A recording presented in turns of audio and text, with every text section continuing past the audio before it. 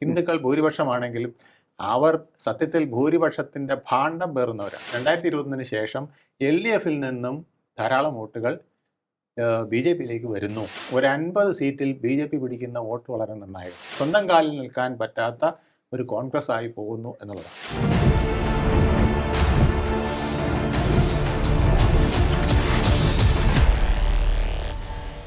നമസ്കാരം, ടോക്കിംഗ് പോയിന്റിലേക്ക് സ്വാഗതം.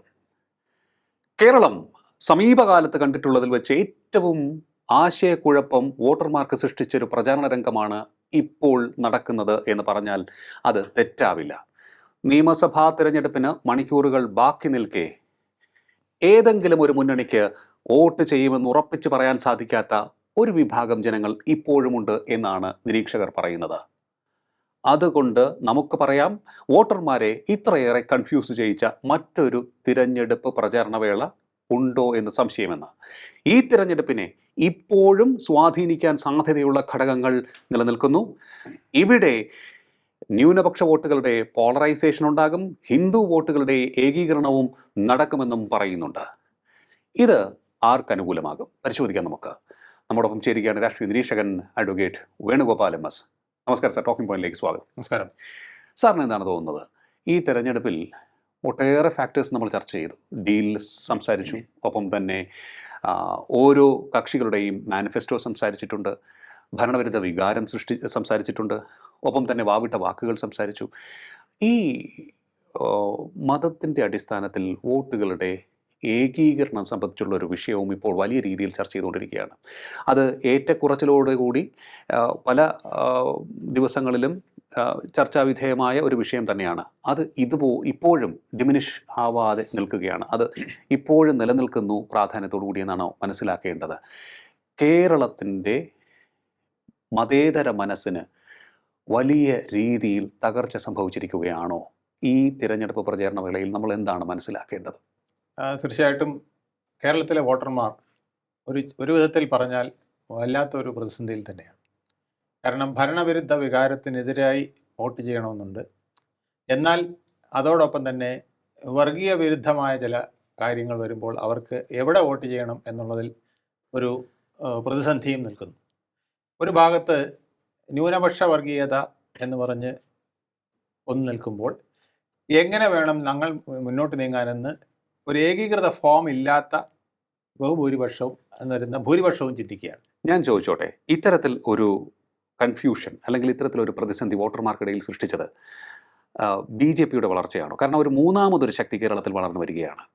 അവരുടെ വളർച്ചയെ തടയുവാനായി മുൻപ് ഇവിടെ ഉണ്ടായിരുന്ന, അല്ലെങ്കിൽ ഇവിടെ മുൻപ് നിലനിൽക്കുകയും ഇപ്പോഴും തുടരുന്ന രണ്ട് പ്രബല ശക്തികൾ പല തരത്തിലുള്ള അടവുകൾ പയറ്റുകയും അത് മതേതരവാദികളുടെ പ്രചാരണ വിഷയമെന്നവർ അവകാശപ്പെടുമ്പോൾ പോലും മതേതര മനസ്സുകളെ കീറിമുറിക്കുന്ന തരത്തിലേക്ക് അത് പോവുകയും ചെയ്യുന്നു.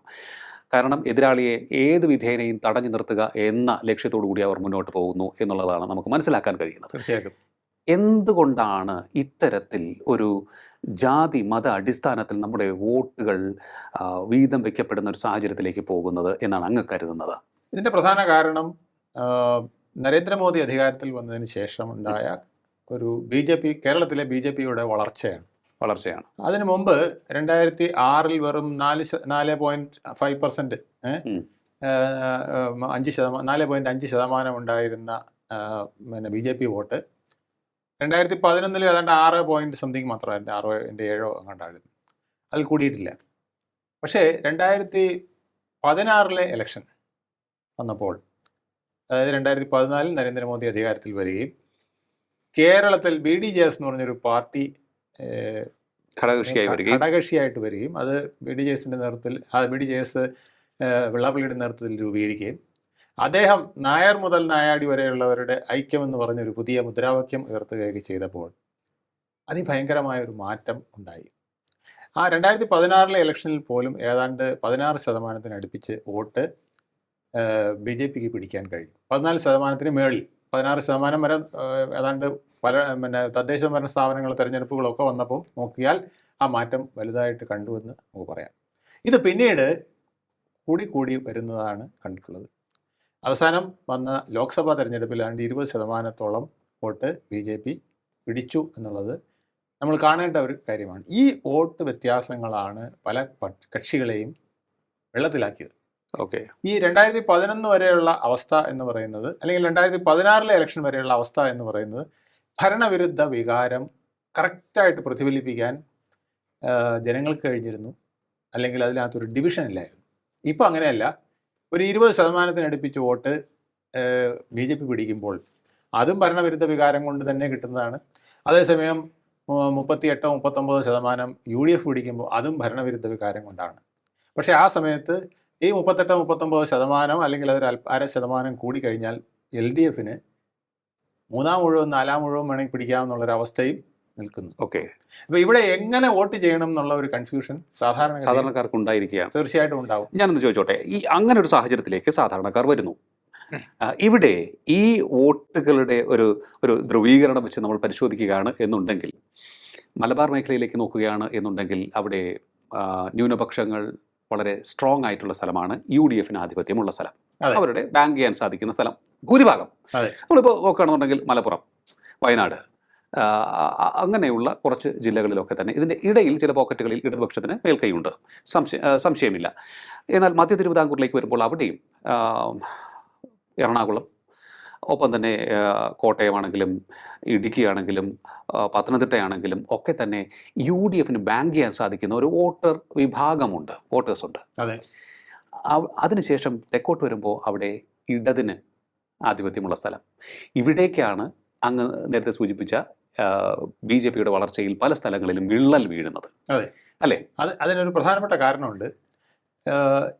ഈ 6% നമ്മൾ 2011 പറഞ്ഞല്ലോ, അത് 2016 അത് കഴിഞ്ഞിട്ട് ലാസ്റ്റ് വന്ന പാർലമെന്റ് തെരഞ്ഞെടുപ്പിൽ 20 ഈ 20 ആയത് എങ്ങനെയെന്നുള്ള കണക്ക് നോക്കുമ്പോഴാണ് ഇതിന്റെ വെപ്രാളത്തിന്റെ കഥ മനസ്സിലാക്കുക. LDFനും UDFനും വരുന്നത്. അതായത് നായർ വോട്ടുകളിൽ ഏതാണ്ട് മെജോറിറ്റിയും കിട്ടിയിരുന്നത് UDFനായിരുന്നു.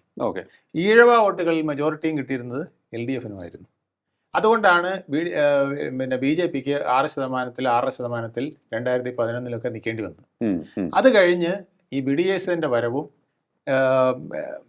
കേന്ദ്രത്തിൽ BJPയുടെ മുന്നേറ്റവും മോദിയുടെ വരവും അവരുടെ തീവ്ര പ്രചരണവും എല്ലാം കൂടെ വന്നപ്പോൾ നായർ വോട്ടിൽ വലിയൊരു വിഭാഗം BJPയിലേക്ക് വന്നു, ഈഴവ വോട്ടിൽ വലിയൊരു വിഭാഗം BJPയിലേക്ക് വന്നു. അങ്ങനെ ഈ 6 എന്ന് പറയുന്നത് 20 അടുപ്പിച്ച് വന്നു. അപ്പോൾ വ്യത്യാസം എത്രയാ? 14%. ഈ 14% എന്ന് പറയുന്നത് എവിടുന്ന പോയിരിക്കുന്നത്? രണ്ടിടത്തുനിന്നും പോയി. അപ്പോൾ ഇത് രണ്ടുപേരെയും വിഷമിപ്പിക്കുന്നുണ്ട്. ഇതിൽ കൂടുതൽ ആർക്കിനി പോകും എന്നുള്ളതാണ് ഈ ഇലക്ഷനിലെ ഒരു ചിന്ത. കാരണം നമ്മൾ ആദ്യം വിചാരിച്ചിരുന്നത് UDFന്റെ വോട്ടാണ് BJP പിടിക്കുന്നത്. പക്ഷേ അല്ല, LDFന്റെ വോട്ട് കൂടി അടുത്ത കാലങ്ങളിൽ 21 മുതൽ ആ ട്രെൻഡാണ് വരുന്നത്. LDF 2021 ശേഷം LDFൽ നിന്നും ധാരാളം വോട്ടുകൾ BJPയിലേക്ക് വരുന്നു. ഈ ഒഴുക്ക് തുടർന്നാൽ തങ്ങളുടെ നിലയും പരിങ്ങലിലാകും. ഒരു ബംഗാളിലെ പോലുള്ള ഒരു സിറ്റുവേഷൻ ഇവിടെ വരുമോ എന്ന് LDF ഭയക്കുന്നുണ്ട്. ആ ഭയമാണ് അവരെ അയ്യപ്പ സംഗമം ഉൾപ്പെടെയുള്ള കാര്യങ്ങളിലേക്ക് കൊണ്ടെത്തിച്ചത്. അപ്പോൾ അതോടുകൂടി അവരുടെ ന്യൂനപക്ഷങ്ങളിലുള്ള വിശ്വാസ്യത കുറയുകയും അതൊരു പ്രശ്നമാവുകയും അവർക്കുണ്ടായി. അപ്പോൾ പിന്നെ എവിടെ പിടിക്കണം എന്നറിഞ്ഞുകൂടാതെയാണ് ഇവരെല്ലാം നിൽക്കുന്നത്. അതുകൊണ്ടാണ് ഈ രണ്ട് വിഭാഗത്തിൻ്റെയും ആൾക്കാരെ പരസ്പരം അതിതീവ്രത പറഞ്ഞിരുന്നവരെ പോലും അവർ പിടിച്ചു നിർത്താൻ ശ്രമിക്കുന്നത്. ഇവിടെ മറ്റൊരു സത്യാവസ്ഥ കൂടെ ഇല്ലേ? 10 വർഷം ഭരിക്കുമ്പോൾ ഉണ്ടാകേണ്ട ഭരണവിരുദ്ധ വികാരമുണ്ട്. പക്ഷേ ഈ വിരുദ്ധമായി ചിന്തിക്കുന്ന വോട്ടർമാർ നേരെ മറിച്ചിടത്തേക്ക് നോക്കുമ്പോൾ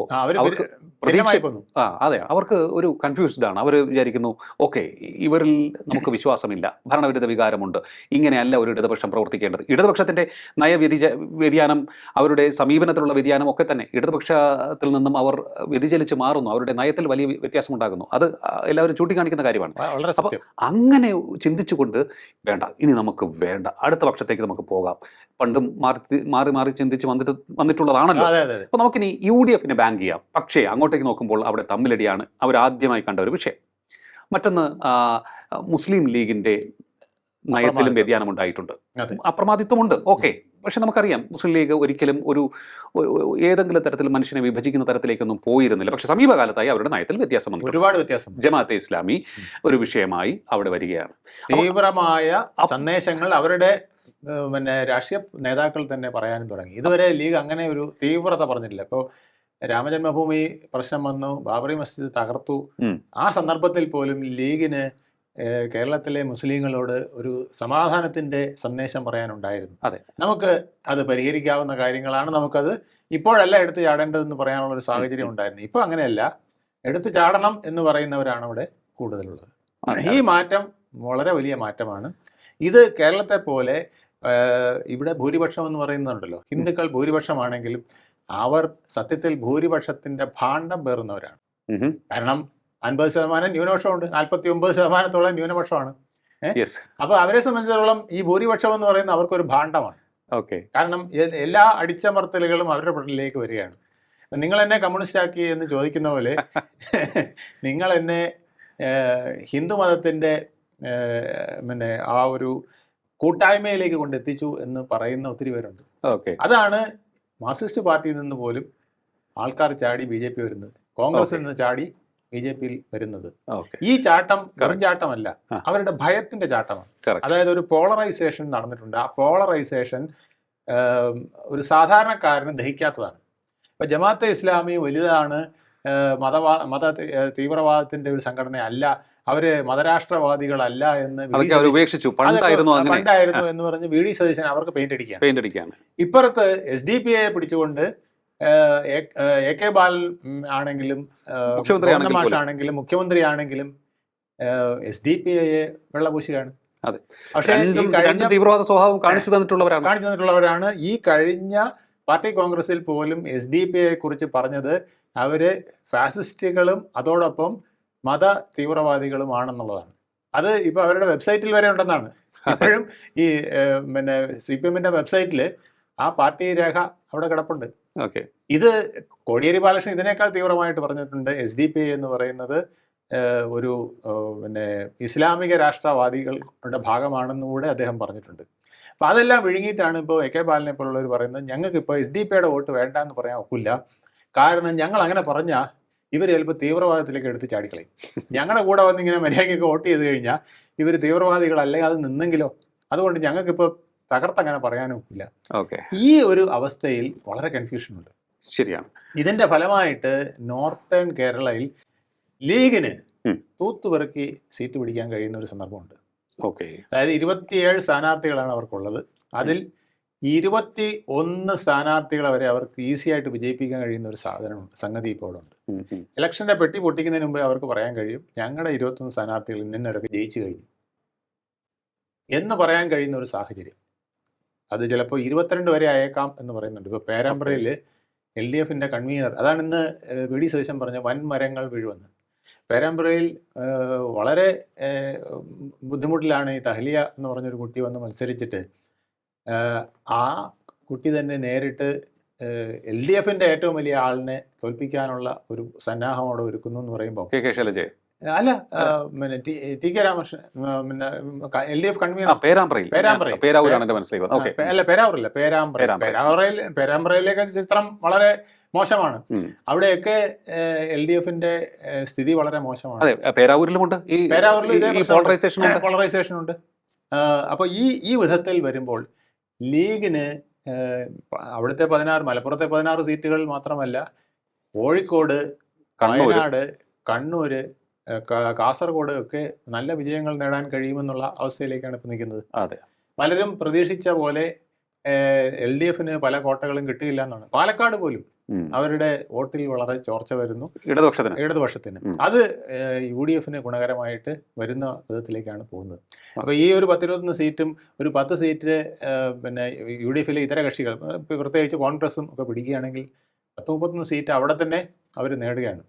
അപ്പോൾ ഏതാണ്ട് 70 സീറ്റിലേക്ക് വരുന്നതിൽ ഒരു 40 സീറ്റ് പിന്നെ പിടിച്ചാൽ മതി. പക്ഷെ ആ അവസ്ഥയിലേക്ക് എത്താൻ പറ്റാത്ത വിധത്തിലേക്കുള്ള സെൻട്രൽ നോർത്ത് പോളറൈസേഷനിൽ വ്യത്യാസവും വന്നിട്ടുണ്ട്. അതാണ് പറയുന്നത് ഈ ഒരു ഇത് വന്നപ്പോൾ തിരിച്ച് ഇപ്പുറത്തോട്ട് വലിയ വ്യത്യാസം വന്നിരിക്കുന്നു എന്ന് പറയുന്നത്. ആ വലിയ വ്യത്യാസം എന്ന് പറയുന്നത് മുന്നോക്ക വിഭാഗങ്ങളും അതുപോലെ തന്നെ പിന്നോക്ക വിഭാഗങ്ങളും ഇന്ന് BJP-യോട് ആഭിമുഖ്യം പുലർത്തുന്ന ഒരു സന്ദർഭത്തിൽ വന്നിരിക്കുന്നു. അതാണ് ഞാൻ പറഞ്ഞത്, നിങ്ങൾ എന്നെ കമ്മ്യൂണിസ്റ്റ് ആക്കി എന്ന് പറഞ്ഞ പോലെ നിങ്ങൾ എന്നെ ഹിന്ദു ആക്കി എന്ന് പറയുന്ന ഒരവസ്ഥയിലേക്ക് വന്നിരിക്കുന്നു. ഹിന്ദുവിൻ്റെ ഒരു പ്രശ്നമെന്ന് വെച്ചാൽ മുസ്ലിമിനും ക്രിസ്ത്യാനിക്കും അവർക്കൊരു പ്ലാറ്റ്ഫോം ഉണ്ട്. അവർക്കൊരു സന്ദേശം അയക്കാൻ എത്രയും പെട്ടെന്ന് ഇന്നത്തെ വിഷയത്തിന് ഇന്ന് ക്രിസ്ത്യാനികൾക്കൊരു സന്ദേശം കൊടുക്കാൻ അല്ലെങ്കിൽ മുസ്ലിം ഒരു സന്ദേശം കൊടുക്കാൻ അവർക്ക് ഒരു ഫോറമുണ്ട്. കേരളത്തിലെ ഹിന്ദുക്കൾക്ക് അങ്ങനെ ഒരു സാധനമില്ല. എന്നിട്ട് പോലും ഈ പോളറൈസേഷൻ ഉണ്ടായിട്ടുണ്ടെങ്കിൽ അത് അവരിൽ ഉണ്ടാക്കിയിരിക്കുന്ന ഈ സാമുദായിക ധ്രുവീകരണത്തിന്റെ ഭാഗമായി രണ്ട് കക്ഷികൾ എടുത്തിട്ടുള്ള നിലപാടുകൾ തന്നെയാണ് എന്ന് പറയേണ്ടി വരും. ഇത് വോട്ടിൽ എത്ര മാറ്റം വരുത്തുമെന്നുള്ളതാണ് പ്രധാനം. അതെ, ഇതിലാണ് നമ്മൾ കണക്ക് നോക്കുമ്പോൾ പലപ്പോഴും സെൻട്രൽ കേരളയിൽ സാധാരണഗതിയിൽ UDF വലിയ നേട്ടം ഉണ്ടാക്കേണ്ടതാണ്. ഇത്തവണ ആ നേട്ടം അവർക്ക് ഉണ്ടാക്കാൻ കഴിയില്ല. ഒരു 22 സീറ്റ് 25 സീറ്റ് ഒക്കെയാണ് മാക്സിമം അവർക്ക് പിടിക്കാൻ കഴിയുക എന്നാണ് പറയുന്നത്. അത് അവരെ സംബന്ധിച്ചിടത്തോളം വളരെ കുറവായിരിക്കും. 30-31 സീറ്റ് നോർത്തിൽ പിടിച്ചാൽ പോലും തിരിച്ച് ഇവിടെ വന്ന് കുറഞ്ഞു കഴിഞ്ഞാൽ അത് പ്രശ്നമാണ്. അതുപോലെ തന്നെ സൗത്തിലേക്ക് വരുമ്പോൾ 39 സീറ്റുള്ള സൗത്തിൽ അവർക്ക് 12-13 സീറ്റിനപ്പുറം പ്രതീക്ഷിക്കേണ്ട കാര്യമില്ല എന്നാണ് വരുന്നത്. അപ്പോൾ അവരുടെ അവസ്ഥയും വളരെ മോശം. ഇത് പല സർവേകളിലും ഇത് തന്നെയാണ്. ഞാൻ ഇന്നലെ ന്യൂസ് 18-ന്റെ ഒരു പ്രോഗ്രാമിൽ പങ്കെടുത്ത് അവരുടെ സർവേ നോക്കി. ആ സർവേയിലും ഏതാണ്ട് ഇതുപോലൊക്കെ തന്നെയാണ് വന്നിരിക്കുന്നത്. ഒരു 66-67 സീറ്റ് വരെ മാക്സിമം പോകാം എന്നുള്ളതാണ് UDF-ന്. ഏതാണ്ട് അതേ അടുപ്പിച്ച് തന്നെയാണ് LDF-നും വരുന്നത്. ഒരു 64-65 ഒക്കെ വരാവുന്ന അവസ്ഥ. BJPക്ക് ഒരു പിന്നെ ന്യൂസ് 18-ന്റെ സർവേ പറഞ്ഞത് 5 പക്ഷേ എനിക്ക് ഉറപ്പുണ്ട് ഒരു 8 സീറ്റ് വരെ പോകാനുള്ള സാധ്യത ഉണ്ട് എന്നുള്ളത് ഇപ്പോഴത്തെ ഈ പോളറൈസേഷനിൽ. പിന്നെ ഇതിനേക്കാൾ അപ്പുറം ഒരു 50 സീറ്റിൽ BJP പിടിക്കുന്ന വോട്ട് വളരെ നിർണായകമാണ്. 50 സീറ്റിൽ ഒരു 30 സീറ്റിൽ അവർ രണ്ടാമതെത്താനുള്ള സാധ്യത. 30 സീറ്റിൽ രണ്ടാമതെത്താൻ സാധിക്കും എന്നുള്ളതാണ് ഇപ്പോഴത്തെ ഈ ത്രികോണ മത്സരത്തിൽ കാണുന്നത്. അങ്ങനെ വരുമ്പോൾ മൂന്നാമതെത്തുന്ന പാർട്ടി LDF ആണോ UDF ആണോ? അപ്പോൾ ഇത് ഈ രണ്ടാമതെത്തുന്നതിന് വേണ്ടി BJP പിടിച്ച വോട്ടുകൾ എത്ര, ആ വോട്ടുകൾ എവിടുന്ന് വന്നു, ഇത് വളരെ പ്രധാനമാണ്. ഈ മൂന്നാമതെത്തുന്നവരെന്ന് പറയുന്നതും വളരെ മോശമൊന്നുമല്ല. എന്തറിയാമോ, 40,000-നും 38,000-നും ഒക്കെ മൂന്നാമത് വന്നാൽ അതും ഈ രണ്ട് മുന്നണികൾക്കും അപകടമാണ്. കാരണം ഇവരുടെ വോട്ടാണ് ഈ 38,000 ഈ വന്നിരിക്കുന്നതിൽ അധികവും. ശരിയാണ്. ഇങ്ങോട്ട് വന്നിരിക്കുന്നത് 40,000 എന്ന് പറയുന്ന അല്ലെങ്കിൽ 42,000 എന്നൊക്കെ പറഞ്ഞ് നിൽക്കുന്ന വോട്ടുകൾ LDF-ൽ നിന്ന് UDF-ൽ നിന്ന് വന്നാൽ ഇത് എത്രത്തോളം ഞങ്ങളിൽ നിന്ന് പോയി എന്നുള്ളതാണ് ഇപ്പോൾ ഇവരുടെ ശങ്ക. പോകും എന്നുള്ളതാണ് ശങ്ക. അങ്ങനെ പോയി വരുന്നതായിരിക്കും അടുത്ത റിസൾട്ട്. അതുകൊണ്ടാണ് കേരളത്തിലെ ഇനിയുള്ള റിസൾട്ട് നമുക്ക് പ്രവചനാതീതം എന്ന് പറയുന്നത്. അതുപോലെ തന്നെ 20 മണ്ഡലങ്ങൾ, ഏതാണ്ട് ഒരു 20ഓളം മണ്ഡലങ്ങൾ, 22 വരെ പറയാം, 20 മണ്ഡലങ്ങൾ തീർച്ചയായിട്ടും അതികഠിനമായ ഫൈറ്റാണ്. ആര് ജയിക്കുമെന്ന് പറയാൻ പറ്റാത്ത അവസ്ഥ. ഒരു 10ഓളം മണ്ഡലങ്ങളിൽ 3 മുന്നണികൾ ഒരുപോലെ. അതായത് 20 എന്ന് അങ്ങ് പറഞ്ഞപ്പോൾ അവിടെ എനിക്ക് എൻ്റെ ഓർമ്മയിലേക്ക് എത്തുന്നത് കഴിഞ്ഞ ലോക്സഭാ തെരഞ്ഞെടുപ്പ് വെച്ച് നോക്കുകയാണെന്നുണ്ടെങ്കിൽ ഒന്നാമതും രണ്ടാമതുമായി കമ്പൈൻഡ് നോക്കുമ്പോൾ BJP കമ്പൈൻഡ് ആയിട്ട് നോക്കുമ്പോൾ ഒന്നാം സ്ഥാനത്ത് എത്തിയതും രണ്ടാം സ്ഥാനത്ത് എത്തിയതുമായിട്ടുള്ള മണ്ഡലങ്ങളുടെ കണക്ക് വെച്ചാണ് ഈ 19 വരുന്നത്. അതെ. അപ്പോൾ അത് മാത്രമല്ല, ഇപ്പോഴത്തെ ലേറ്റസ്റ്റ് ആയിട്ടുള്ള സർവേകളും കൂടെ ഞാൻ ചേർത്താ പറയുന്നത്. ഞാൻ പറഞ്ഞില്ലേ, വിവിധ TV ചാനലുകൾ അടക്കം നടത്തിയ സർവേകളുടെ കൂടെ വിളിച്ചത്തില്ല. ഞാൻ മറ്റേത് മാത്രമല്ല പറയുന്നത്. ഇപ്പൊ നടത്തിയിരിക്കുന്ന സർവേകളിലും കാണിക്കുന്ന ഇതാണ്. ഈ പോളറൈസേഷൻ വരുമ്പോൾ ആർക്കും ഭൂരിപക്ഷം ഇല്ലാതെ വരികയോ അല്ലെങ്കിൽ BJPയുടെ കൂടെ സമ്മതത്തോടു കൂടി ഒരു മന്ത്രിസഭ രൂപീകരിക്കേണ്ടി വരികയോ ചെയ്താൽ അത് ചെയ്യിക്കേണ്ടതില്ല. അതുകൊണ്ടാണ് നരേന്ദ്രമോദി പറഞ്ഞത് അടുത്ത സർക്കാർ NDA തീരുമാനിക്കും, അല്ലെങ്കിൽ NDA സർക്കാരാണെന്ന് അദ്ദേഹം പറയുന്നത് കൊണ്ടാണ്. ന്യായമായി ഞാൻ ചോദിച്ചോട്ടെ, ഈ മലബാർ മേഖലയാണെങ്കിലും ന്യൂനപക്ഷ വോട്ടുകളുടെ ഒരു ഏകീകരണം അല്ലെങ്കിൽ ധ്രുവീകരണം ഉണ്ടാകുന്നു, അല്ലെങ്കിൽ പോളറൈസേഷൻ ഉണ്ടാകുന്നു എങ്കിൽ അത് നോക്കിക്കൊണ്ട് നിൽക്കുന്ന ഹിന്ദു വോട്ടുകൾ എങ്ങോട്ടായിരിക്കും പോവുക എന്നുള്ളത് പ്രസക്തമല്ലേ? അവിടെ ഈ 19-20 മണ്ഡലങ്ങളിൽ, അതായത് BJPക്ക് ജയസാധ്യതയുള്ള മണ്ഡലങ്ങളിൽ ഹിന്ദുക്കൾ അത്തരത്തിലൊരു ഒഴുക്ക് BJPയിലേക്ക് പോകാനുള്ള സാധ്യത ഉണ്ടെന്ന് മാത്രമല്ല, അതാണ് UDF-നെ ഭയാശങ്കയിലാക്കുന്നത്. അതായത് നോർത്തിൽ വളരെ അധികം വിജയം പിന്നെ UDF നേടുകയും അതിൻ്റെ കെയർ ഓഫ് പിന്നെ പ്രധാനമായും ലീഗിൻ്റെതായിരിക്കുകയും ചെയ്യുമ്പോൾ സെൻട്രൽ ഏരിയയിലും പിന്നെ സൗത്തിലും ആ ഒരു മികവ് നിലനിർത്താൻ പറ്റാതെ വരുന്നു.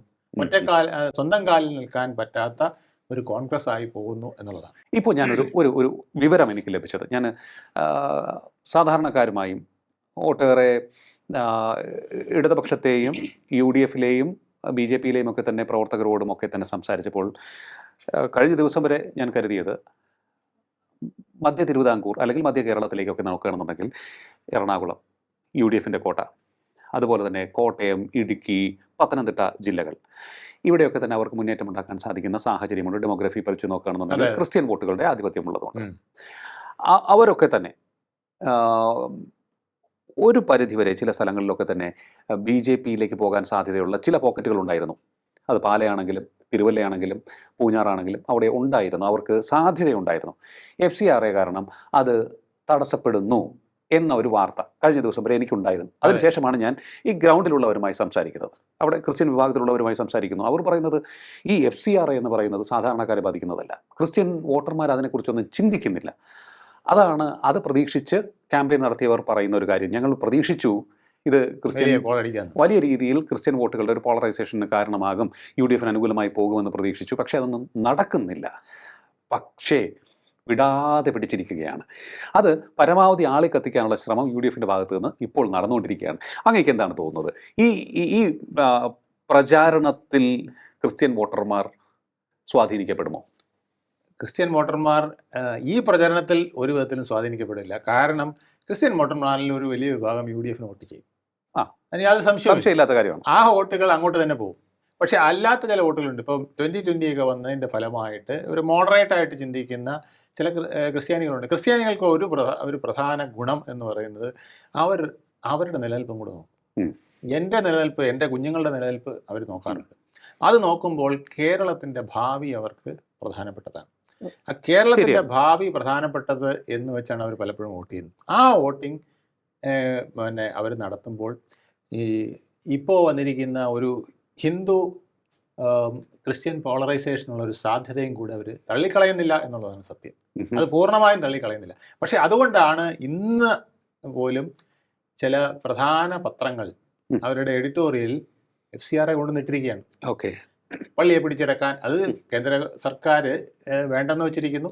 അത് ഏതാണ്ട് 600 കോടി രൂപ ഇവിടുത്തെ തീവ്രവാദത്തിന് വന്നതുകൊണ്ടാണ് ഇപ്പോൾ ഈ നിയമം എടുത്തിടാൻ പ്രധാനപ്പെട്ട കാരണമായത്. അത് മറച്ചു വയ്ക്കാനായിട്ട് വേറെ ചിലർ ഇവരെ തള്ളി മുമ്പോട്ട് വിടുകയാണ്. ഈ പള്ളിലച്ചന്മാരെ അടക്കമുള്ളവരെ മുമ്പോട്ട് വിടുകയാണ്, ബിഷപ്പുമാരെയും സഭകളെയും മുന്നോട്ട് വിടുകയാണ്. ശരിക്കും അവരെക്കാൾ അത് ഉദ്ദേശിച്ചിരുന്നത് നോർത്ത് ഇന്ത്യയിൽ വലിയ തോതിൽ ഇൻവെസ്റ്റ്മെൻറ്റുകൾ പലയിടത്തും വരുന്നു, അത് തീവ്രവാദത്തിനായിട്ട് ഉപയോഗിക്കുന്നു. അതുകൊണ്ടാണ് ഇത് കണ്ടുകെട്ടും എന്ന് പറയുന്നത്. കണ്ടുകെട്ടിയില്ലേ വലിയ പാടാണ്. അത് കണ്ടുകെട്ടൽ ലോകത്തുണ്ടോ എന്നൊക്കെ ഇന്നൊരു പത്രം ചോദിച്ചിരിക്കുകയാണ്. അങ്ങനെ കണ്ടുകെട്ടലുണ്ടല്ലോ, രാജാവിൻ്റെ കാലത്തെ കണ്ടുകെട്ടലുണ്ട്. ഇപ്പോൾ എനിക്ക് അനധികൃതമായിട്ടൊരു സ്വത്ത് കിട്ടിയാൽ അത് സർക്കാർ കണ്ടുകെട്ടണമല്ലോ, ഇല്ലെങ്കിൽ ആ സ്വത്ത് എൻ്റെ കയ്യിലിരിക്കില്ലേ. അപ്പം അത് നിയമം പണ്ടേ ഉള്ളതാണ്, ഇന്നുള്ളതല്ല. രാജഭരണകാലത്തെ ഉള്ള നിയമമാണ് ഈ കണ്ടുകെട്ടൽ. അനധികൃതമായി നിങ്ങൾക്ക് എന്തുണ്ടോ അത് കണ്ടുകെട്ടും. അതിനെന്തിനാ പേടിക്കുന്നത്? അപ്പോൾ അതിനെ ടെസ്റ്റ് ചെയ്ത് പലരും കൊണ്ടുവന്ന് ഇപ്പോൾ ഈ വിഷയം എടുക്കുന്നത് അത് ഏശിയിട്ടില്ലെങ്കിൽ ഒന്ന് ഏശിക്കോട്ടെ എന്ന് വെച്ചിട്ടാണ്. ഇപ്പോൾ കേന്ദ്ര സർക്കാർ ഒരു ബ്രേക്ക് ഇട്ടിരിക്കുന്നു. ഇവിടുന്ന് രാജീവ് ചന്ദ്രശേഖരൻ സംഘവും അവിടെ പോയിട്ട് നമുക്ക് ക്രിസ്ത്യൻ സഭകളുമായിട്ടൊരു സമവായത്തിലെത്തി അത് നടപ്പിലാക്കിയാൽ മതി എന്ന് പറഞ്ഞൊരു സ്വിച്ച് ഇട്ട് വെച്ചിരിക്കുകയാണ്. അപ്പോൾ അവിടെ ഇത് കൊണ്ടുവന്നതിൻ്റെ പിന്നിൽ വേറെ ഉദ്ദേശമില്ലേ? ഇതൊക്കെ വോട്ടിന് വേണ്ടിയിട്ടുള്ള കളികളാണ്. ഇത് തുടർന്നു കൊണ്ടേയിരിക്കും. പക്ഷേ എന്ത് വന്നാലും ഇത്തവണ BJP-ക്ക് ഹിന്ദു വോട്ടുകളിൽ തന്നെ ഒരു വലിയ പോളറൈസേഷൻ ഉണ്ടായിട്ടുണ്ട്. അത് മറ്റ് സ്ഥലങ്ങളിൽ വന്ന ഈ വർഗീയ ധ്രുവീകരണത്തിൻ്റെ ഭാഗമായിട്ട് വന്ന ഒരു ധ്രുവീകരണമാണ്. കാരണം ഹിന്ദുവിന് ഇങ്ങനെ സംഘടിക്കാനൊന്നും ഉള്ള സാധ്യതകൾ ഇപ്പോഴും ഇവിടെ ഒരു സംവിധാനമില്ല, ഒറ്റ പ്ലാറ്റ്ഫോം ഇല്ല, ഒറ്റ മെസ്സേജ് കൊടുക്കാനുള്ള സംവിധാനമില്ല, ഒറ്റ ഫോറം ഇല്ല. എന്നിട്ടും ഇങ്ങനെ വരുന്നെങ്കിൽ അത് LDF-ഉം UDF-ഉം ചിന്തിക്കേണ്ടതാണ്.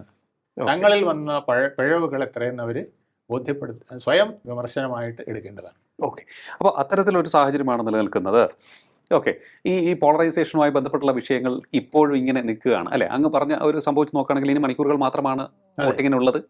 ഇപ്പോഴും ഈ ഒരു ചിന്താഗതിയിൽ നമ്മുടെ ഓരോ മതവിഭാഗത്തിലെയും വോട്ടർമാർ നിൽക്കുകയാണ്. അതിൽ എല്ലാ മതവിഭാഗത്തിലെയും ഒരു വിഭാഗം അങ്ങനെ നമുക്ക് പറയാം. കാരണം മുസ്ലിം വിഭാഗത്തിലാണെങ്കിലും ഹിന്ദുവിലാണെങ്കിലും ക്രിസ്ത്യാനികളിലാണെങ്കിലും ഭൂരിഭാഗം ഒന്നും അത്തരത്തിലുള്ള ഒരു തീവ്ര ചിന്താഗതിയിലേക്കൊന്നും തന്നെ പോകാറില്ല. പലപ്പോഴും നമ്മൾ അതാണ് കണ്ടിട്ടുള്ളത്.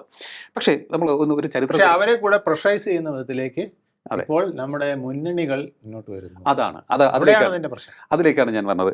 അതായത് നമ്മൾ നോക്കുമ്പോൾ ഈ മുന്നണികൾ സ്വന്തം കഴിവിലുള്ള വിശ്വാസം നഷ്ടപ്പെട്ട് ഈ സോഫ്റ്റ് വികാരങ്ങളെ പരമാവധി ജനങ്ങളുടെ സോഫ്റ്റ് വികാരങ്ങളെ തൊട്ട് തലോടി വോട്ട് തങ്ങളിലേക്ക് അടുപ്പിക്കുക എന്നുള്ള വില കുറഞ്ഞ രാഷ്ട്രീയ അടവുകൾ പയറ്റുന്ന തരത്തിലേക്ക് പോവുകയാണല്ലോ.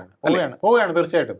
കാരണം ഭരണവിരുദ്ധ വികാരം യൂസ് ചെയ്യാൻ പ്രതിപക്ഷത്തിന് കഴിഞ്ഞിട്ടില്ല എന്നുള്ളത് കഴിഞ്ഞിട്ടില്ല. സത്യമാണ്. ഉം. ആ സത്യം മറയ്ക്കാനാണ് അവർ വേറെ ചില കാര്യങ്ങൾ കൂടെ കൊണ്ടുവന്ന് ഇതിന്റെ പുറത്തിടുന്നത്. ഉം. കാരണം ഈ ഭരണവിരുദ്ധ വികാരം, ഈ ദ്രോഹങ്ങൾ ഞങ്ങൾക്ക് വന്നപ്പോൾ നിങ്ങൾ എന്ത് ചെയ്തുകൊണ്ടിരുന്നു എന്ന് ജനം ചോദിക്കരുത്. ഉം. ഉം. അപ്പോൾ അതിനേക്കാൾ പുകയുന്ന വിഷയങ്ങൾ അവരുടെ തലയിലിട്ടുകൊണ്ട് വോട്ട് നേടാം എന്നുള്ള ഒരു നിലയിലേക്ക് പോകണം. പക്ഷേ അപ്പോൾ അവരുടെ കാൽക്കീഴിൽ നിന്ന് വേറെ ചില മണ്ണ് വലിച്ചു പോകുന്നു എന്നുള്ളതാണ് ഇപ്പോൾ സെൻട്രൽ കേരളയിലും സൗത്ത് കേരളയിലും വരുന്ന ഒരു പോളറൈസേഷനിൽ നിന്ന് അവർ മനസ്സിലാക്കേണ്ടത്. ഇത് എത്രത്തോളം പോകുമെന്നുള്ളത് നമുക്ക് വെട്ടിപ്പൊട്ടിച്ചാലേ പറയാൻ പറ്റുള്ളൂ. പക്ഷേ ഇത് വളരെ വലുതാണ് എന്നുള്ളത് സത്യമാണ്.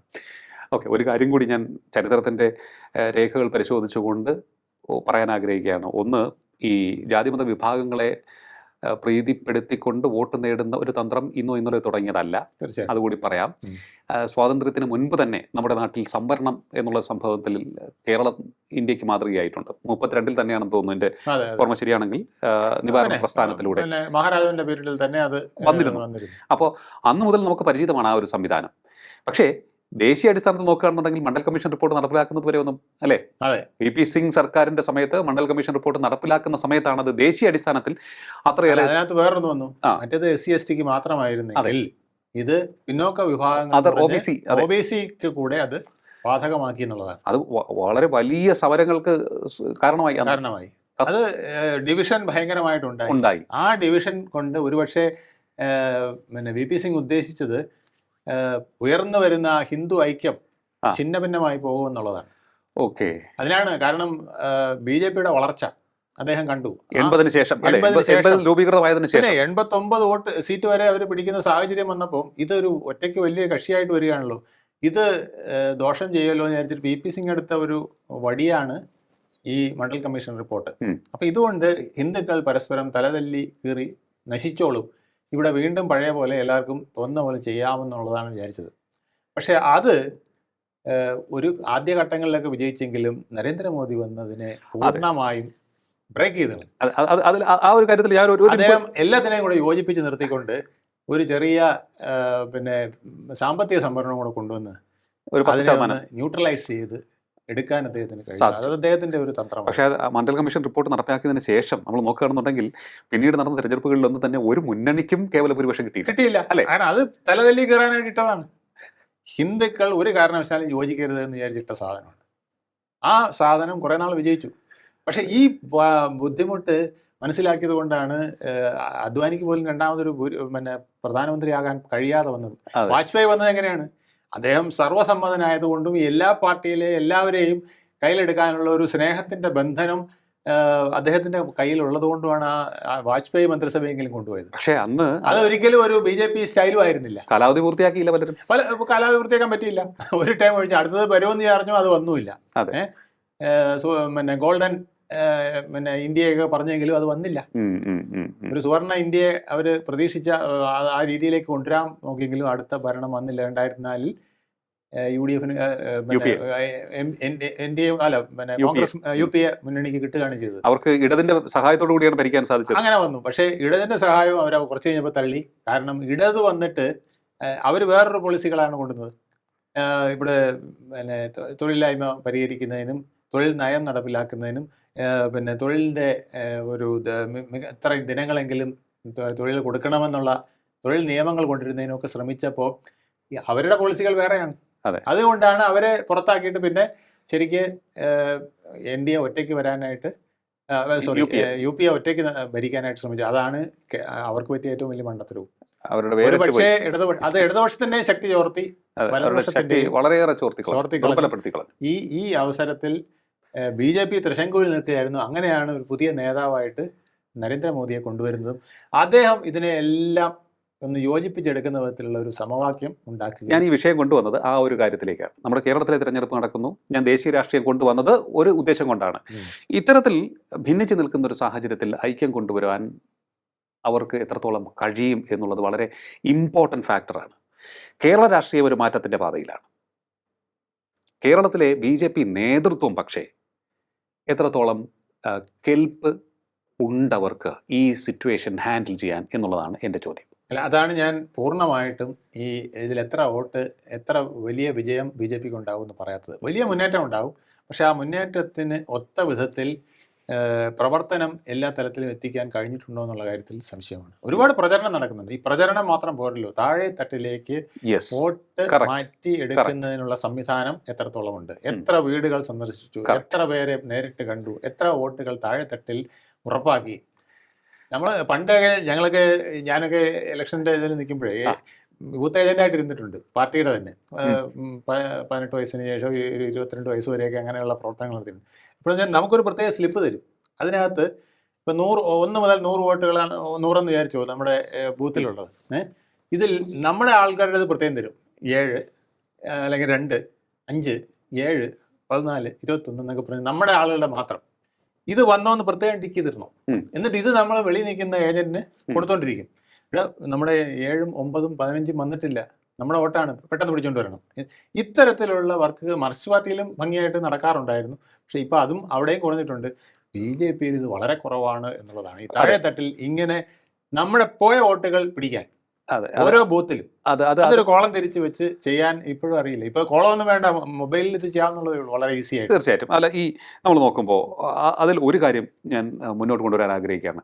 പല മണ്ഡലങ്ങൾ, ഒട്ടേറെ മണ്ഡലങ്ങൾ, തിരുവനന്തപുരം ജില്ല എടുത്ത് പരിശോധിക്കുകയാണെന്നുണ്ടെങ്കിൽ അവിടെ നേമത്തിൻ്റെയും കഴക്കൂട്ടത്തിൻ്റെയും ആറ്റിങ്ങലിൻ്റെയും നെടുമങ്ങാടിൻ്റെയും കാര്യമൊക്കെ പറയുന്നുണ്ട്. നിയമസഭാ മണ്ഡലം വെച്ച് നോക്കുകയാണെങ്കിൽ കഴിഞ്ഞ ലോക്സഭാ തെരഞ്ഞെടുപ്പിലും ഒന്നാമതെത്തിയ സ്ഥലങ്ങളാണ്. അതെ, അവിടെ പോലും ഈ ഇത്രയേറെ സാധ്യതയുള്ള മണ്ഡലങ്ങളിൽ എത്രത്തോളം എത്രത്തോളം ആഴത്തിലേക്ക് താഴെത്തട്ടിൽ പ്രവർത്തനം വ്യാപിപ്പിക്കുവാൻ അല്ലെങ്കിൽ സജീവമാക്കുവാൻ അവർക്ക് സാധിക്കുന്നുണ്ട്. പക്ഷേ താഴെത്തട്ടിൽ ആക്റ്റീവ് ആകാൻ അവർക്ക് സാധിക്കുന്നില്ല എന്ന് ഉറപ്പിച്ച് നമുക്ക് പറയാം. പക്ഷെ അവിടെയാണ് മോദി സ്കൂളിൽ നിന്നും വന്ന, മോദിയോടൊപ്പം മോദി പറഞ്ഞതാണ്, പ്രധാനമന്ത്രി നരേന്ദ്രമോദി പറഞ്ഞതാണ്, എനിക്കൊപ്പം പ്രവർത്തിച്ച അനൂപ് ആന്റണിക്ക് വലിയൊരു ബൂസ്റ്റാണ് അവിടെ കിട്ടിയത്. അത് വെറുതെ പറഞ്ഞതല്ല എന്നുള്ള റിപ്പോർട്ടും എനിക്ക് കിട്ടുന്നുണ്ട്. അതായത് തിരുവല്ല മണ്ഡലത്തിൽ നിന്നും കിട്ടുന്ന റിപ്പോർട്ട് അനുസരിച്ച് അനൂപ് ആന്റണി പ്രചരണത്തിൽ മാത്രമല്ല, അതായത് ഈ കോലാഹലങ്ങളിലൂടെയല്ല, പ്രവർത്തനത്തിലൂടെ, ഗൃഹസമ്പർക്ക പരിപാടി, ഗൃഹസന്ദർശന പരിപാടി, ഇതിലൂടെയൊക്കെ തന്നെ അദ്ദേഹത്തിന് കൃത്യമായി ജനങ്ങളിലേക്ക് ഇറങ്ങിച്ചെല്ലാൻ സാധിച്ചിട്ടുണ്ട് എന്ന് ക്രിസ്ത്യൻ വിഭാഗത്തിൽ നിന്നാണ് എനിക്ക് റിപ്പോർട്ട് കിട്ടിയത്. അവർ പറയുന്നത് ഈ ചെറുപ്പക്കാരൻ കൊള്ളാം, അയാൾ ഒരു വലിയൊരു ഒരു വൈബ് ക്രിയേറ്റ് ചെയ്തിട്ടുണ്ട്, ഒരു പ്രതീക്ഷ വെച്ച് പുലർത്താൻ സാധിക്കുന്ന ഒരു നേതാവാണ് എന്ന ഒരു പ്രതീതി സൃഷ്ടിക്കുവാൻ അനൂപ് ആന്റണിക്ക് തിരുവല്ലയിൽ സാധിച്ചിട്ടുണ്ട് എന്നാണ് അവർ പറയുന്നത്. ഇത് ക്രിസ്ത്യൻ വോട്ടർ, ക്രിസ്ത്യൻ പ്രവർത്തകൻ, അതുപോലെ തന്നെ ഇടതുപക്ഷത്തിന് വേണ്ടി പ്രവർത്തിക്കുന്ന ഒരാൾ, അതിനുവേണ്ടി ആഗ്രഹിക്കുന്ന ഒരാളാണ് എന്നോട് പറഞ്ഞത്. അല്ല, ഇത് സത്യമാണ്. പല സ്ഥലങ്ങളിൽ, അതായത് ഇപ്പോൾ BJP കിട്ടുന്ന വോട്ട് എന്ന് പറഞ്ഞാൽ ജനങ്ങൾ അങ്ങോട്ട് കൊണ്ട് കൊടുക്കുന്ന വോട്ടുകളാണ്. പണ്ട് UDF ചെയ്തിരുന്ന പോലെയാണ്. UDFന് ഒരു പരിപാടിയില്ല. ഈ ഇടതുപക്ഷത്തിൻ്റെ പ്രവർത്തനം, അതിൻ്റെ വിശകലനം, അതിൻ്റെ ദ്രോഹം ഒക്കെ പറയുക മാത്രമേ ഉള്ളൂ. അത് അനുസരിച്ച് ജനം അങ്ങോട്ട് കൊണ്ട് വോട്ട് കൊടുക്കുന്ന അവസ്ഥ. അങ്ങനെയാണ് ഈ പാർലമെന്റ് ഇലക്ഷനിലൊക്കെ ചിലപ്പോൾ 18 സീറ്റും 19 സീറ്റും ഒക്കെ കിട്ടിക്കൊണ്ടിരുന്നത്. ഏതാണ്ട് അതുപോലെ BJPക്കും ഇപ്പോൾ വോട്ട് വന്നുകൊണ്ടിരിക്കുകയാണ്. ജനങ്ങൾ അങ്ങോട്ട് കൊണ്ട് വോട്ട് കൊടുക്കുകയാണ്. പക്ഷെ അതല്ല വേണ്ടത്. അതിനേക്കാൾ ഉപരി ചിലതെങ്ങനെ മടിച്ചു നിൽക്കുന്ന വോട്ടുകളുണ്ട്. ആ വോട്ടുകൾ കൂടി ബൂത്തിൽ എത്തിക്കാൻ കഴിഞ്ഞാലേ ശരിക്കും പറഞ്ഞാൽ ആ ഒരു ബ്രേക്ക് ഈവൻ ഉണ്ടാവുകയുള്ളൂ. ആ ബ്രേക്ക് ഈവനുള്ള ശ്രമം പൂർണ്ണമായും ഉണ്ടായിട്ടുണ്ടോ കേരളത്തിൽ എന്ന് ചോദിച്ചാൽ ഇല്ലെന്ന് ഞാൻ ഇല്ല. തീർച്ചയായിട്ടും. എന്തായാലും കേരള രാഷ്ട്രീയത്തിലെ ഒരു നിർണായകമായ തിരഞ്ഞെടുപ്പാണ് മണിക്കൂറുകൾക്കപ്പുറം നടക്കാൻ പോകുന്നത്. കൊട്ടിക്കലാശം നടക്കുമ്പോൾ എല്ലാവരും വലിയ ആവേശത്തിലാണ്. പക്ഷേ അടിത്തട്ടിലേക്കുള്ള പ്രവർത്തനം എത്രത്തോളം സജീവമാക്കുവാൻ കേരളത്തിലെ പുതിയ ഫോഴ്സായിട്ടുള്ള BJPക്ക് സാധിച്ചിട്ടുണ്ട് എന്നുള്ളതിന് ഉത്തരമാണ് അങ്ങ് പറഞ്ഞത്. അതിനൊപ്പം തന്നെ മറ്റ് മുന്നണികൾ പയറ്റുന്ന ജാതി മത രാഷ്ട്രീയ പ്രീണന വിദ്യകൾ ഇപ്പോഴും സജീവമായി തന്നെ മുന്നോട്ട് കൊണ്ടുപോകുന്നുണ്ട്. ഒരുപക്ഷെ അത് BJPക്ക് കൂടുതൽ ഗുണമായും ഇത്തവണ ഭവിച്ചേക്കാം എന്നുള്ളൊരു വിലയിരുത്തൽ കൂടി ഈ ചർച്ചയിൽ വന്നിട്ടുണ്ട്. ഒപ്പം തന്നെ അതിൻ്റെ കുറെ കൂടി ക്ലിയറായി പറഞ്ഞാൽ ഈ ന്യൂനപക്ഷ വോട്ടുകളുടെ പോളറൈസേഷൻ പോലെ തന്നെ ഹിന്ദു വോട്ടുകളുടെ പോളറൈസേഷൻ നടന്നു കഴിഞ്ഞാൽ അത് എത്രത്തോളം വെല്ലുവിളിയായിരിക്കും രണ്ട് മുന്നണികൾക്ക് സൃഷ്ടിക്കാൻ പോകുന്നത്. അത് വലിയൊരു പോയിന്റ് കൂടിയാണ്.